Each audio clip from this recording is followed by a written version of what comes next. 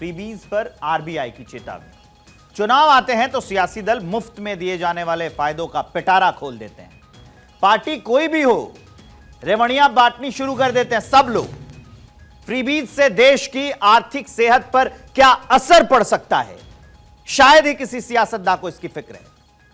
लेकिन banking sector के regulator भारतीय रिजर्व बैंक ने चुनावी लाभ के लिए बांटी जाने वाली रेवड़ियों पर चिंता जाहिर की है। आरबीआई ने एक रिपोर्ट जारी की है। इस रिपोर्ट में राज्यों को कड़ी चेतावनी दी गई है। किसानों की कर्ज माफी, मुफ्त बिजली, मुफ्त पानी, बसों में मुफ्त सवारी पर चिंता जाहिर की आरबीआई ने। बिजली वितरण कंपनियां राज्यों के लिए वित्तीय रूप से भारी बोझ बनी हुई हैं। कुल घाटा 2022-23 तक 6.5 लाख करोड़ रुपए तक पहुंच गया है। आरबीआई ने यह बताया फ्रीबीज पर ये जो मुफ्त में बांटते हैं फ्री की रेवड़ियां, यह घाटा देश के सकल घरेलू उत्पाद यानी जीडीपी का 2.4% है। फ्रीबीज कल्चर से सामाजिक और आर्थिक बुनियादी ढांचे के निर्माण पर असर पड़ता है।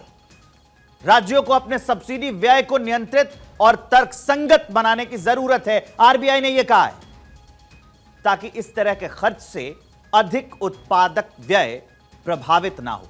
आरबीआई ने चिंता जताई है ये जो फ्री की रेवड़ियां बांटी जा रही है इस पर। पिछले कुछ सालों में देखें तो चुनाव के दौरान मुफ्त वाली सियासत बहुत तेज हो गई है। हर पार्टी अपने घोषणा पत्र में मुफ्त में एक से बढ़कर एक दावे कर रही है। कोई कह रहा है हम फला दे देंगे, कोई कह रहा है हम चला दे देंगे। नए नए ऑफर्स दिए जा रहे हैं, इसका असर दिख रहा है। यही वजह है कि आरबीआई ने इस पर चिंता जाहिर की है।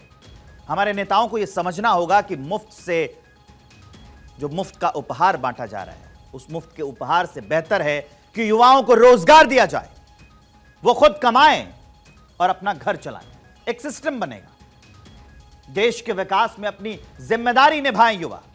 यह एक पद्धति बनेगी जिसका फायदा हमारे आने वाली पीढ़ियों को होगा।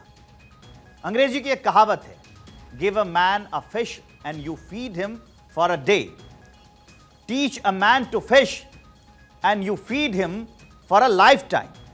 यानी आप एक आदमी को अगर खाना देते हैं तो आप उसकी भूख एक वक्त के लिए मिटाते हैं, लेकिन अगर उसे कमाना सिखाते हैं तो ताउम्र उस हुनर से अपनी भूख वो मिटा सकता है।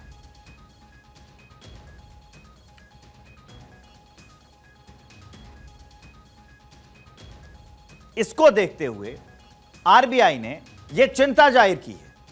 बताया है कि अगर यह वाला सिस्टम चलता रहा तो आने वाली पीढ़ियां बर्बाद हो जाएंगी। नेताओं को अपने फायदे के लिए इसकी फिक्र नहीं है। नेता ऐसे ही बांटते रहते हैं, बताते रहते हैं ताकि उनकी पार्टी को फायदा पहुंचे, उनके नेताओं को फायदा पहुंचे, वो सत्ता में वापस लौट कर आए। लेकिन यह कल्चर आने वाले दिनों में भविष्य के लिए, देश के भविष्य के लिए, हर राज्य के भविष्य के लिए, युवाओं के भविष्य के लिए बहुत बुरा साबित होने वाला है।